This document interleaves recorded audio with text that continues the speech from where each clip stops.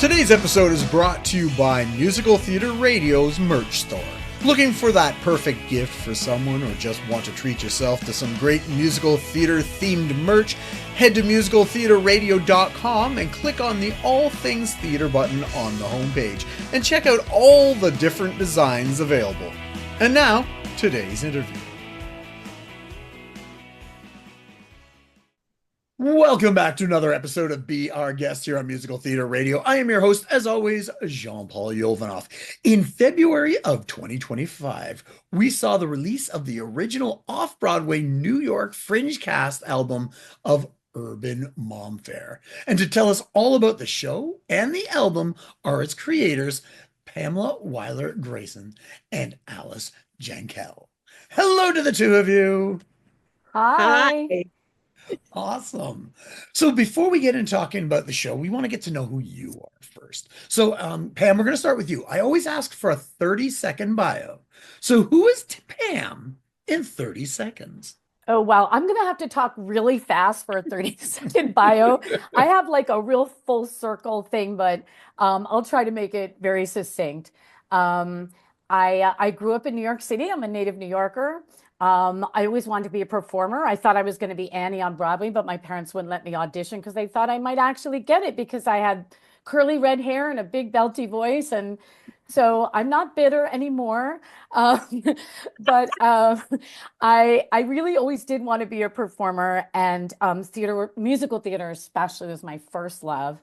I did a lot of theater in school. I did a lot of theater in college. I did summer stock during college. Had a wonderful time doing all those old musicals, 5 shows a summer, and it was crazy, super fun. And I thought I was going to take Broadway by storm when I graduated from Brown University in the 80s. And after 9 months of auditioning and living at home with my mom, I was sort of like not feeling it. I'm like, why am I not a star yet? So I needed to take a little break and move out of my mom's apartment. And I wound up trying to look for other things in the entertainment industry. I started in television production. I worked in cable TV for a little while. Then I got married. I had 2 kids, and I wanted to work from home. But just before that, actually, I left out a very important little blip on my radar, was that I decided to go to law school. And I practiced law for 5 years as a litigator. I try to forget that, which is probably why I didn't say it, because it wasn't the happiest time of my life.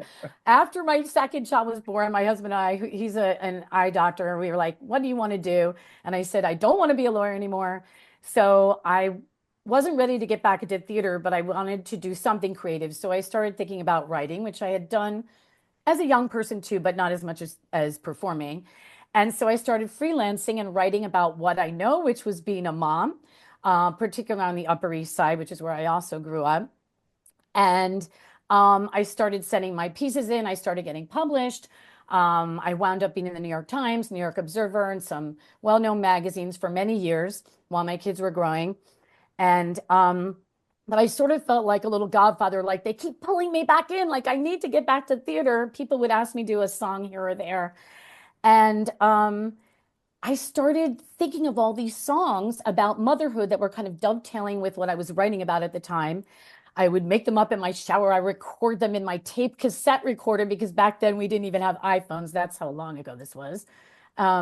Eventually I found an arranger to help me put the songs together a bit. And then I thought maybe these could be a show. And so that's where Alice came in. We were introduced by a mutual friend.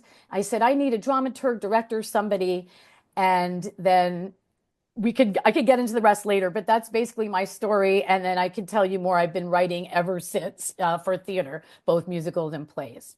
So nice. I probably went way over 30 seconds. So, but I did my best. You know what? What I'll do is I'll just edit it to just after you say I became a lawyer, so people thought that you loved being a lawyer. So we'll cut out everything else. Oh no! Oh God! Okay. My husband wishes I was still a lawyer, because it would have been a lot more financially beneficial. Oh, I hear you. I hear you. So far. Exactly. So far, exactly. Your earning potential as a theater person is much higher technically than as a lawyer, right? You could. That is possible. That's what I keep telling my fiance over and over again. So, Right, right. so Alice, let's hear about you. 30 seconds. Who are you? So I too was born in New York City, raised in New York City. And I am one of those people who has, in fact, been in the business my whole life. So I started acting the acting is the most obvious portal in for most kids, and right up through, I'd say, college. Really, acting is what is first presented to you. So I acted professionally. Um, and then went off to college to get a liberal arts degree. And it was in college where one of my professors said, "You should be directing." And someone handed me a play to direct, and it was like a light bulb went off. I speak another language. I love literature. I love art history. I love psychiatry and psychology. I love studying human behavior all day long. And I directed my first play in college, and that was it. I was hooked. And I thought, well, I'll go back and I'll be an actress until I earned the right to direct. So I acted in New York and LA for most of my 20s. And finally, towards the end of my 20s, I felt like I was ready to make the move into directing. I've been directing for the past 30 years. And that's been a great ride. And I am very much an ensemble, a character driven director with my pieces. And I am really drawn, therefore, to straight and edgy shows, right? Plays. However, I had been the associate artistic director at Williamstown for a while, and I was used to big picture building shows. So Disney Theatrical hired me to help create and develop new musicals on Broadway. And that was back during the Lion King days. And they brought me in because I come from off Broadway and Samuel Beckett. And that's what they were wanting then. They were wanting new material. So I'm bringing things in like Tybala and her demon, like let's make this into a music. And it was great. And it was back during a time when Disney was really free to experiment. So Michael Eisner, who's an old musical theater, New York theater boy, and Stuart Oken and Tom Schumacher and me and like one other person, two other people. We were playing around with creating things. And they really taught me about musicals, how to construct a musical, how to build a musical, even though I come from a darker or more out of the box place. But what they taught me was invaluable. Mm-hmm. And when I started having kids, my office was in LA, our theaters were in New York. I was on a plane all the time. So finally, it took me a year to get up the guts to resign because I just wanted to be with my babies. But I kept directing freelance all over. And about 15 years ago, I felt ready to start adding writing into that. And it was a very natural step. So at this point, all I want to do is wrap my arms around a script and wrestle it to the ground. And I don't care if I do it as a writer or as a director, I approach it the same way. When our mutual friend, who's a producer, put Pam and me together, she sent me Pam's pages, and I sat in my living room on this couch and laughed and laughed till I cried. And I said, I got to be in on this. And I worked in such a dramaturgical way with Pam that I became co-book writer, and we birthed this baby. And now we're working on a new musical together, which we're really excited about, which I'll tell you about later. And I also run a theater. I'm the artistic director of a theater I am encouraging us towards new work. So my wrestling with scripts continues. Nice. So I'd love to hear what was the little synopsis of the show, and what was the impetus in the first place for creating the show? Okay, so as I was kind of getting into before, I had written a lot about motherhood. That was where I was at that time, right? And sort of the joy, the pain, the whole thing, and particularly in this milieu of the Upper East Side, which is really actually in retrospect now, a microcosm of so many other cities or just urban areas or almost anywhere where there's competitive parenting, which now seems so obvious, but 10 years ago was still kind of people weren't talking about motherhood as much. as they are now in terms of like the dark realities. There was no mommy blogging really back then. It was all very new. So as I was saying, I thought this really could be a show. And when Alice and I got together, at first I thought maybe it could just be a musical review because I was very hooked into the songs, and I hadn't really written plays before anything or even musicals, so I wasn't sure how to put them together. Thought maybe it could be a review, but Alice is like, I want to dig deeper. I think this can be a real book show. I think we can go farther with it. And that really inspired me. So that's when we started working together to see, who are these women who are singing about their kids? Who are their characters? How do we do this? So we worked together on that, and the show basically wound up revolving around three main mothers. Sort of the main protagonist is a woman, Kate, who comes from Pittsburgh, and she's sort of that fish out of water story. Like she moves to the Upper East Side of Manhattan with her husband, who grew up in New York, and she's just totally overwhelmed by the whole crazy mommy experience, and trying to get your kid into schools, and even trying to get them into a baby music class. Like everything was just so hard, and she was trying to make friends. And so we were thinking the audience is really going to start coming into this world through the eyes of Kate, who's the outsider. And then there are the insiders. The other two main moms who become her closest friends are Ellen, who's the wife of this investment banker, and then her friend Debbie, who's an Asian woman who's married to a Jewish guy, and she also has a kid. And they all wind up meeting in this music class, and that's how the friendship starts.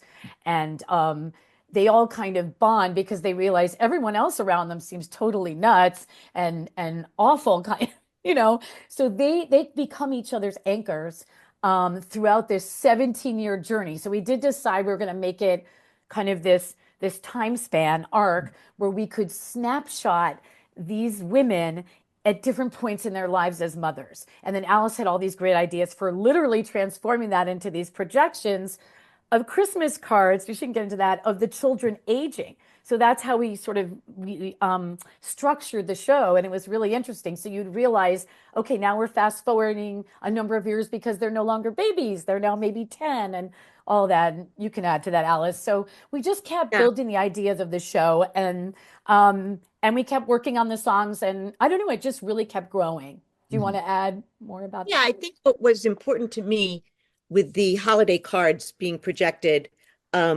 just at the top of a scene, and then they go away, and then it's about the actors. And we did the show with 7 chairs. Yeah. It was very simple, so that we could focus on the actors and the relationships. But I think what was important to me about those holiday cards is there's a way that we present ourselves to the world. And now, of course, this was 10 years ago. We all did it with our family holiday cards when all the families look so happy and so fabulous, and you get these cards and you send out your cards at that 1 second where your whole family is not only looking at the camera, but talking to each other, and so it's a little misleading. And now, of course, that has morphed to social media, where what we put out in the world is misleading. But what we wanted to capture with the scenes were those very private, often ugly moments that every mother has, that we were always too ashamed to talk about, that you never put out there, that you kept private, that you felt ashamed for even feeling, that you wished you didn't feel, that you didn't know what to do with. And if you were very, very lucky, you might find another couple of moms who you could be brave enough to share that with. And that's a bond like nothing else. And what we wanted to do was crack that door open so that everyone could feel okay, so that everyone could say, I feel that. I see myself in her. I see myself in her. Oh my God, she's feeling this horrifically ugly feeling right now. And I have felt that. And now I'm less alone with it. So I like that juxtaposition between what we put out there in the world and the meat of what's really happening. And we track them, from the birth of these babies till they go off to college. Empty Nest is the next musical, another musical, not actually. We skipped way ahead to people in their 80s on our next one. But we really just wanted to do those sort of 17 years where you're all on. And it is its own otherworldly thing. And so we do 17 years in 90 minutes, no intermission. But because it's a musical, we can sing a lot of the feelings, a lot of the intentions, a lot of the conflicts, and move the story along in ways that not just a book can do, or not just, when I say a book, I mean the libretto, for you have a musical theater crowd, but just in case, the script, the dialogue. And therefore, it is really surprising what you can accomplish once that train leaves the station and you barrel through and you're in a whole different place 90 minutes later. And we actually had men in the audience sobbing like ugly crying, like, snot crying. And because if you weren't a mother, well, you likely had a mother, Right. and so It's it's true. a bigger, more human, universal story. Yeah, we had people from, childless people. I had people in from, London. Like they were like, oh my God, it's the same thing here. So we did find there was a universality that resonated with a lot of people. In fact, I just had someone else listen to the cast album. She's like, I don't have kids. I'm a lesbian, whatever. Like she's like, and I don't live in New York, but I totally get this, and I love it. I think it's so on point, funny, clever, but also moving.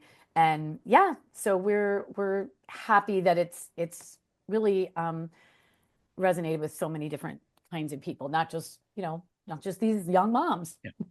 Well, there's a universality to the concept, and like you said, we all have moms at some point, or you have a spouse or a wife or somebody who isn't, like, you can still relate, and even if you don't quite have experienced it, you experience it from looking through a window, and you can see and So that's a beautiful thing. So congratulations on the Thank you. show. Thank I'd you. love to hear about your writing process. How do the two of you work together? Is there one before the other? Is it do you come up with ideas and you share? I'd love to hear how the two of you work. That's so interesting because I think, yeah, I mean, we do lots of different ways. In the beginning, I had sent Alice things and then we just sort of worked on a few scenes together. But then we just began, I'm trying to think back. Sometimes we would write fully together a fresh scene. We're like, we need to write about this. But many times we would each take maybe a different section of the show, work on it, and then bring it in and we would edit it together because it was easier to do sometimes a little work on our own and then together. So, right, I think we've worked in a couple of different ways. It isn't always the same. But we also like think a lot and talk a lot about what should we do before we even start writing. And we take time to kind of percolate individually and together, right? I'm trying to think of, I how think we that's do it. really good. That actually, when you first asked that question, John Paul, I was like, oh my God, how do we codify that? But what Pam just said is really true. We will relate to something in the story as individuals differently. So one of us might say, I know what Kate is feeling in this moment. Let me take that and run with it. And the other might say, you know what? I completely get. We have one child in it who grows a daughter, Kate's daughter. And one of us might say, I understand what she's feeling at 15 right now and how she's dealing with her mother. I'm going to take that one. And we'll go off and write whatever that is that we have a very deep understanding of, and then bring it to the other and say, okay, make this more better, you know? Yeah. So we do that a lot. And I'm sure nobody can tell that we're both really big talkers. And Yeah. a lot of verbiage comes out. So a great deal of our time is spent cutting, really, really cutting back. So we'll pour it all out there and then try to cut it back to the barest minimum. Yeah, and that's true even with the lyric writing now because since we started collaborating on lyrics, like sometimes we'll also be like, these are our placeholder lyrics. We know what we really want to capture what the emotional through line is of let's say if we're writing a song lyric together for a song now. Same with the scene, but if you're thinking about songwriting, we'll sometimes just put these placeholder lyrics in and say, okay, we don't know if this, exactly if this is the line, but this is the feeling we want. This is where we are in the song. And then we go back and we kind of put the puzzle pieces together and say, this line doesn't sound good, or we use this word too many times. What's it? And then both of us are like, we get out sometimes our thesaurus, or sometimes the rhyme zone. But I try hard not to use rhyme zone too much because I like to pride myself on, on doing those rhymes in my head, but it doesn't obviously always work. And I don't care about rhymes at all. So, Right. I am not only am I the rhyme Nazi, but like, because I sort of skipped a little thing in my background. I did the BMI musical theater workshop. And I've been spending our adulthood trying to deprogram me. Get that and deprogram her. Oh my God. It's like a detox. I mean, right. So every time we do something and I'll say, that's kind of a misaccent. We just can't do it. Or it's not an exact rhyme. And Alice is like, please, like nobody, like only like 50 people who are listening to this are going to care. Of course, those are the 50 people I worry about because they're going to call me on it. And I still have that in my head. But if you listen to popular songwriting, contemporary music, all of these country music, all these different people who are now writing musical theater, they could care less about the rhyming scheme really, and the misaccents are all over the place, and they're still like charging $500 a ticket for a show. So I mean, you kind of wonder, is it worth standing on your principles? And I've definitely relaxed, although I try really hard to be as precise as I can be within that structure, possible. I try. For me, that's been quite an education for me with Pam, because I am completely character driven. So I'm just like, a lyric for me works if it's something that the character would say and is intentionalized so that the character would use it to get something accomplished. So however, you never want an accent or a word to stand out, take you outside of the song, take you outside of the character's intention, and break that aesthetic distance. So, so the rules are very important. They're there for a reason. And I definitely, BMI people, I totally respect BMI, but need BMI. But we mustn't be handcuffed by them. Yeah. Those rules are there to help us achieve the true voice of the character without distracting from it. Very nice. Yeah, that's a good point. I guess the misaccent to me kind of dovetails with what you said about, would somebody say this? Because if someone's saying like, they'd say I was playing. They wouldn't say I was playing. So if we want to sing the way we speak naturally, that's what really I think falls on your ear, on most people's ears. Strangely, the rhyming, I think we're used to a little slant rhyming. We're used to that a little more. But yeah, okay, not to belabor it, but it is a thing.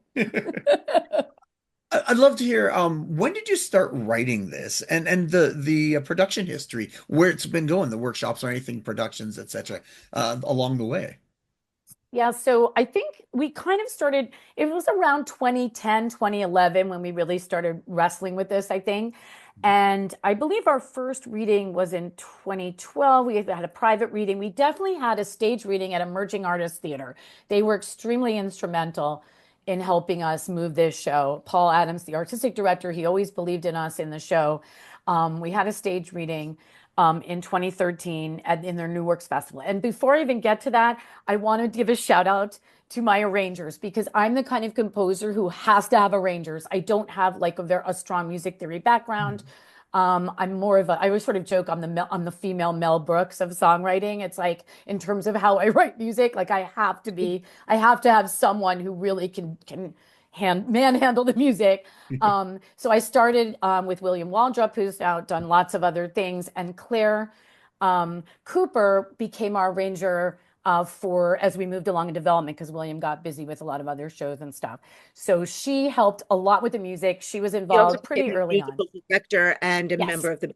So she really was integral. Right. Really was in for those. She was a big part of our creative team, huge, and I couldn't have done it without her. So I wanted to give her the shout out. So after we did that really successful stage reading in 2013, Paul said, you got to do this in the Fringe, and I want to support you. I want to sponsor you and whatever. So that's what happened. We wound up before that, there were quite a few invited studio readings. Yeah. Just as we were manhandling the script. Mhm. So it's and the music. I mean, and we did a bunch of those. That's before we even got to the stage, the 29-hour reading phase with Eat. We really did listen to our invited audiences. We really did watch them watch the show and learn from that. Yeah, that's what I meant by the private readings. But yeah, they were really invited get studio readings, and we kept developing, between the time of the stage reading and of course the Fringe in 2014, we continued to develop it and work on it, and we just kept going in the developmental process, and we felt really ready. What else? Let me say one thing about that developmental process, because we would do Q&As with big audiences, and that a Q&A is a very particular thing. Some writers like them, some writers don't. You have to learn how to use them. You have to know if they're going to help you or not. And they did help us because we were pointed in our questions and we really listened, knowing that nobody who wasn't us was going to solve the problems of the play. Nobody was going to come up with the answer for us, but we would look at where answers hovered. What part of the play did they hover around? And then we would go, you know what, we've got to take a look at that. And my best example is, I mentioned that kid, the girl, during one phase of development, half of it was in front of 150 people. Half of the audience literally said, I love the girl. We need more of the girl. And the other half, literally same night, same performance, said, you don't need the girl. I don't like the girl. Lose the girl. Lose the girl character. And I looked at Cam and I said, none of them are right. What is right is that we need to look at the girl. And we need to see if the girl is doing what we need the girl to do. If that character is doing what we need her to do. And maybe we look at what we need her to do. So that was really, and by the way, the girl's still in. Not only is she in, but we actually added her playing another daughter to kind of round out the cast. We don't know if that's going to stick, but in development later on after the Fringe, we went back and thought maybe it would be interesting to add the other daughter to show a different mother-daughter dynamic. So we're still thinking we should go back to just that one girl. But anyway, yes, maybe. Right. We don't know yet. Go on about the Fringe. Oh, and then no, we wound up being accepted into the Fringe Festival and having an incredibly successful run.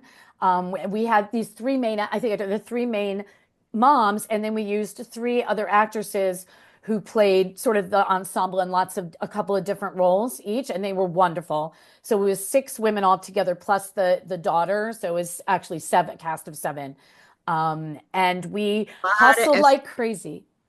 But I said a lot of estrogen in that room. A lot of estrogen in the room, because we also had this kick-ass girl band. We were so proud of them. They were so cool. So we had our Claire, who is our MD and also our keyboardist. And then we had a fabulous woman, Roberta Fabiano, who plays electric guitar. And then we have Mary Rodriguez, who is on percussion. So we had these 3 amazing women. And they are rock stars. I mean, they literally rock stars. And it was so cool. So there was really this all-woman thing. And then we won Best Musical in the Fringe. So we won an award. And then they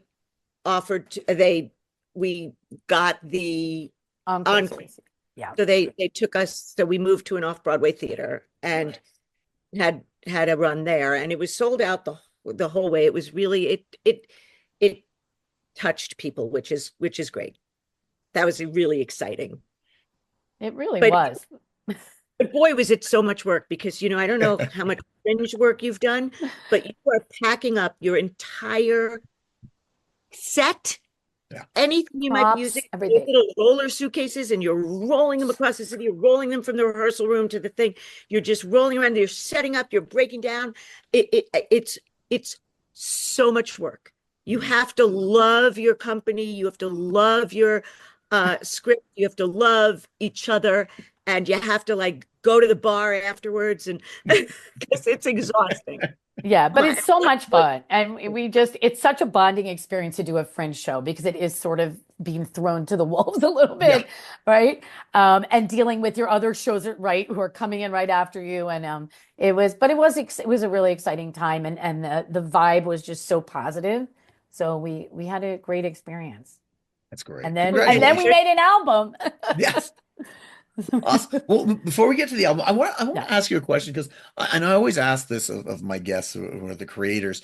Was there a song that just made was so easy for you guys to write? It just came out the moment in the show. And then was there one that just drove you crazy where you're like, how am I going to get this to work? I'd love to hear, an example of, one that just came to you and the other one that you struggled this, with.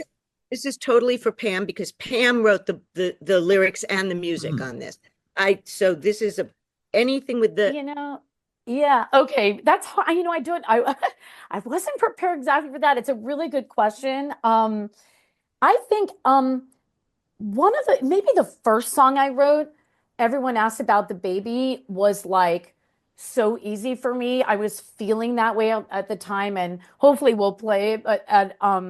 But essentially it's just, a new mother who is actually they're all three of these moms are experiencing it, that they're, when you have a newborn, your whole life is about your baby, and you kind of feel like you and all your personal other things about you, anything else about you other than you being a mom, has been completely sidelined and ignored. And you're just struggling with your identity, like who are you now, and all the things you go through. And you're kind of like annoyed that your baby gets all the attention, which is sort of that dark side. And you're just, trying to deal with all these feelings. I remember singing parts of it. I'll never forget this. I was down in Florida with my family before this show really came to be. I was singing bits and pieces of it for my sister-in-law, and she was like, "This is incredible." And I was like, "Yeah, I really maybe it, I think it could be part of the show." And it really was long before, yeah, we really cracked open the whole thing. So that was one song that I think actually flowed I very want to jump in actually. here. Oh, go One ahead. thing about that song that is so impressive to me, and we were just listening to it, my husband and I, and my husband is a child adolescent psychiatrist, so he deals with families all the time. And we were in the car and we were just listening to that song again, and well, to the whole album. And he looked at me and he said, "That song is so honest and so brave." And what's really amazing, I think, about that song is it pushes past just the where's my identity, who am I now. Mothers have been brave enough to discuss that with each other. I'd say for the past two or three decades, like who am I now that I have a baby? I feel like nothing, blah, blah, blah. Where Pam pushed it, and this is the theatrical part, this is the part that makes it a universal, important play, is she pushed it beyond into this mother actually resenting her child, feeling envy of that baby. So going into the darker, darker place that everybody feels. Humans feel that all the time when they're giving huge amounts of attention to somebody, but that's it. She pushed it past where everybody talks about it. And that's what made it special. Thank you. It was, yeah, I think so much of this is that lived in experience. In terms of heart, like most of it flowed pretty well. I mean, definitely there were edits as we went along. I think not like technically hard, but there were two songs that were really emotional, really actually a more emotionally personally hard to write. Um, One you'll actually that I think we are going to play two is A Child Who's Hard to Love, which is just without giving away, it is the probably the darkest feeling of like feeling like maybe you don't like your child enough and like you love your child, but it's like, like a mother who's struggling with like, why is she not, why am I not feeling those happy, positive feelings, you know, that I should be feeling. Why am I struggling? And dealing with a kid who has a lot of issues, and that has some personal resonance for me. So that was really hard. And then Who's My 3 a.m. Call Now is another song where the friendship at some point in this show, later on, the friendship that's strong between these three women, of course, fractures.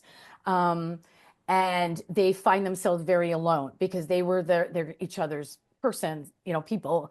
And I had a friendship that a very, very close friendship that kind of imploded around that time a bit. And it was really hard. It was very personal about who am I going to call in the middle of the night if I lost one of my best friends, you know? And so that was hard to write just from like trying to work myself through it. But all of that was kind of cathartic too. Yeah, I think most of the stuff, a lot of it really did flow for me because I felt so connected to the material. And it wasn't like I had to research some fictional character. You know, I mean, you know, I felt like it was based on so much of what I had experienced as a mother.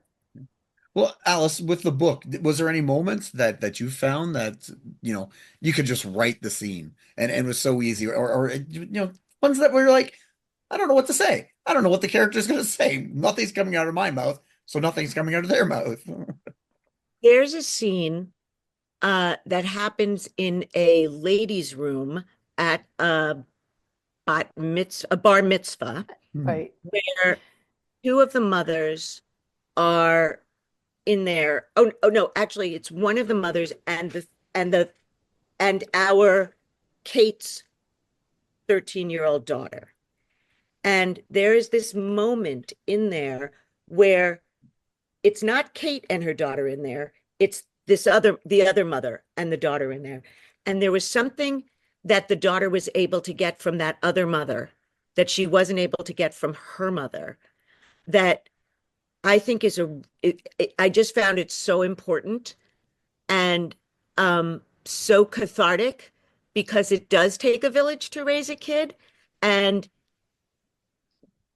girls should have other grown-up women to look to besides just their mother. And boys should have other grown-up men and all children should have other grown-ups to look at besides their parents, not in place of their parents, but in addition to their parents. And I think that's really important.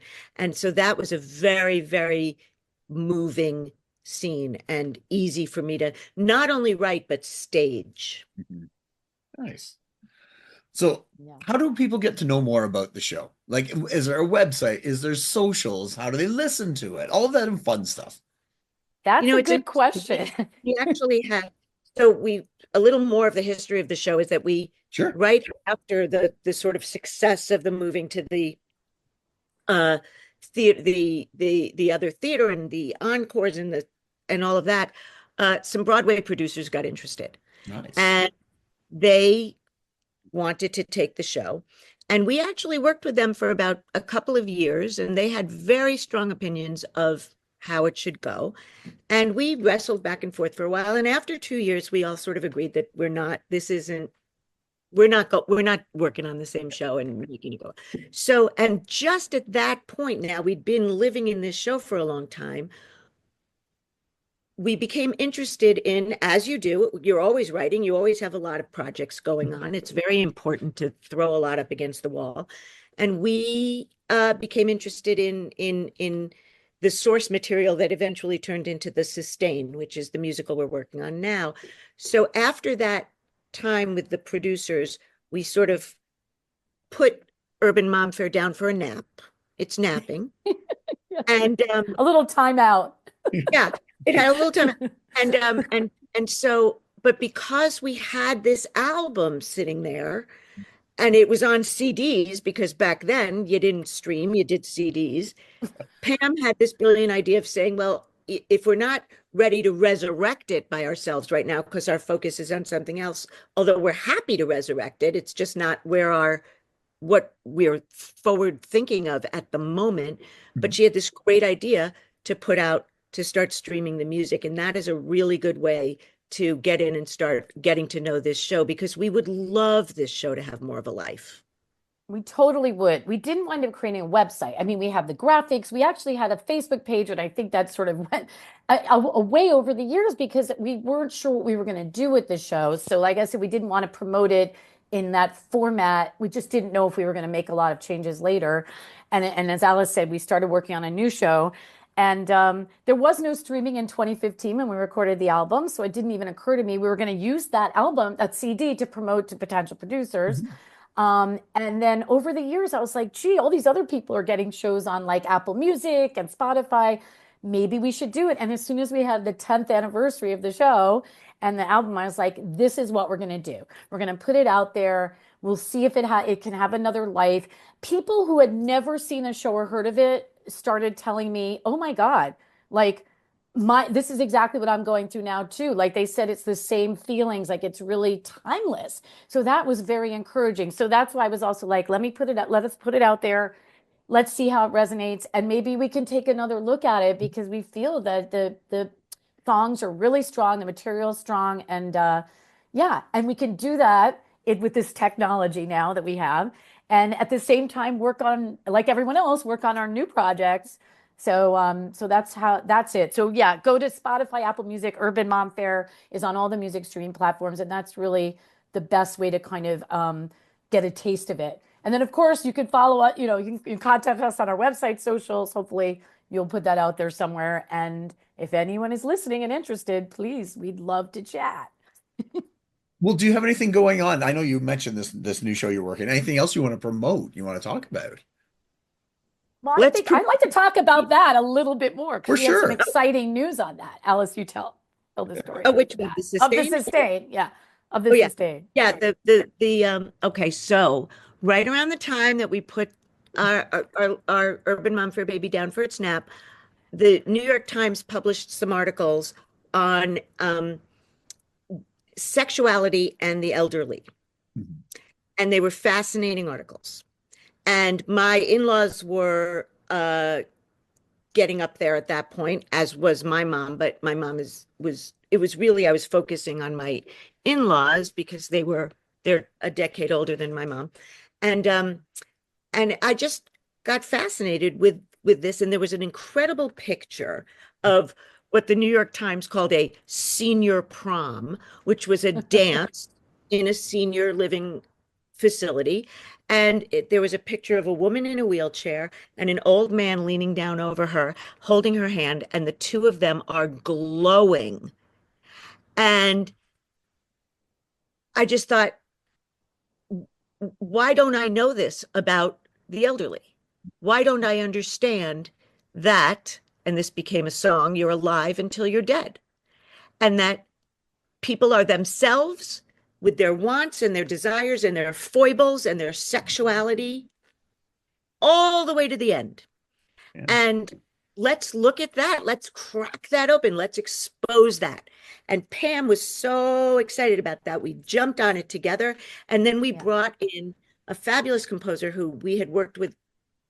He had played the drums for us in a 10-minute musical thing that Alice directed. Pam had written and that I had directed, that we did with Theatre Now, which is a fabulous support organization for musical theater writers. And we started working on this. And Aaron is a drummer, and the music that he wrote for us, Aaron Drescher is our composer, and the music that he has written for us is really indie rock. So that the Sustain is kind of like a spring awakening, but for seniors as opposed to about teenagers. But it's a show for everybody. It's a show. Yeah, it's multi-generational. It's about dealing with aging. And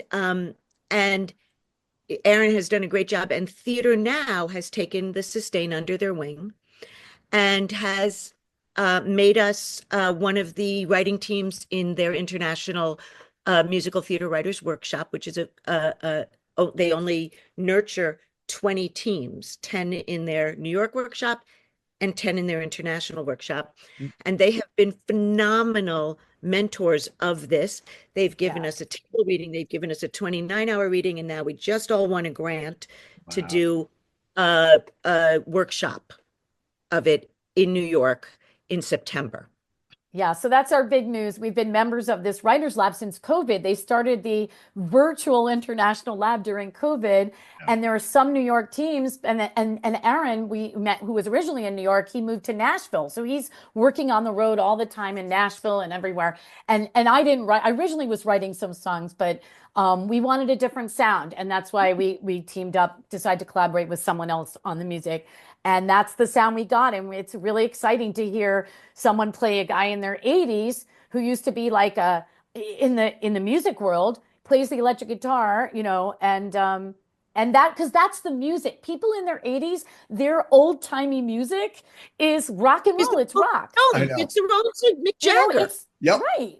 Jack, and all of those people are in their 80s, exactly. So it's like, it feels so real and natural to have older people doing it. Now, getting older voices to sing it, sometimes that's a little challenging, but we are doing it. And there are people out there, and it's so exciting. Yeah, it's so cool. We wanted to do this is we have a lot of friends who are performers who had fabulous, fabulous, starry careers and are now older.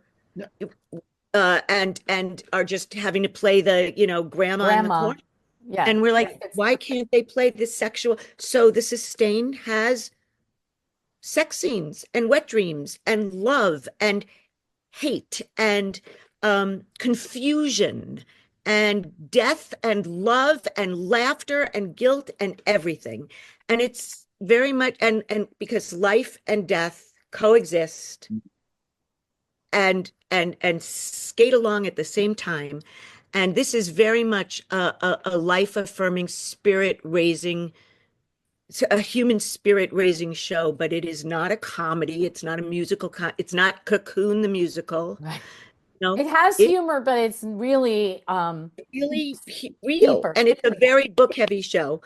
And it's and I've graduated now to co-lyricist. So. Yes.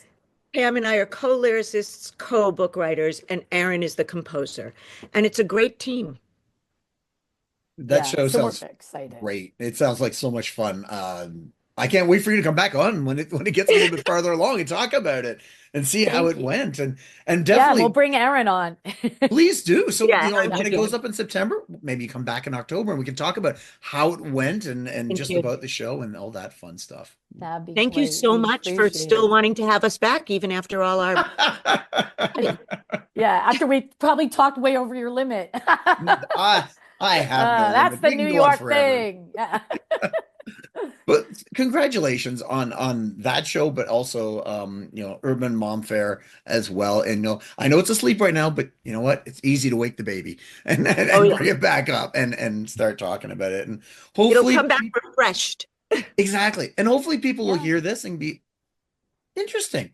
And maybe it's like freezing your eggs. We kind of froze our egg and now we're bringing it back out. I think I just found our pitch, our new elevator pitch. That is nice. So good. Thank you. We're doing IVF Urban Momfare. Great. Oh my God. I think it works. I'm ready. Okay. I'm going into marketing now. Awesome. I can't wait to hear that and promote that. So, thank you. But that's fantastic. Congratulations to both of you. I'm so happy to meet the two of you. And please keep me informed if you've got something going on. Did you need promoting? You just want to talk, whatever, the station is here for you. Thank you. We write plays too, as you know, but we're together. We've been really just enjoying the ride with these musicals. It's been really special. Awesome. So thank you for having us. And it's such a treat to be able to talk with you about it. Awesome. Thank you so much. No problem. All right. So we were just speaking with Pam and Alice, the creators of Urban Momfare. You can check that out, like we said, on the streaming platforms. And of course, we're going to be playing songs here. So if you're listening on the station to this interview right now, stick around afterwards as we're going to be here playing a few songs from the show. Now, if you're listening to the podcast, check out the station because we'll still be playing it and you'll hear other great shows as well. And if there's new musicals that you don't know, let's go out, support them, because today's new shows are tomorrow's classics. So go out and support them and check all this stuff out. Tune in next week as we speak with another guest or guests about their life, love, and passion. That is musical theater. I am your host, as always, Jean-Paul Jovanoff. Until next time, I'll see you when I see you.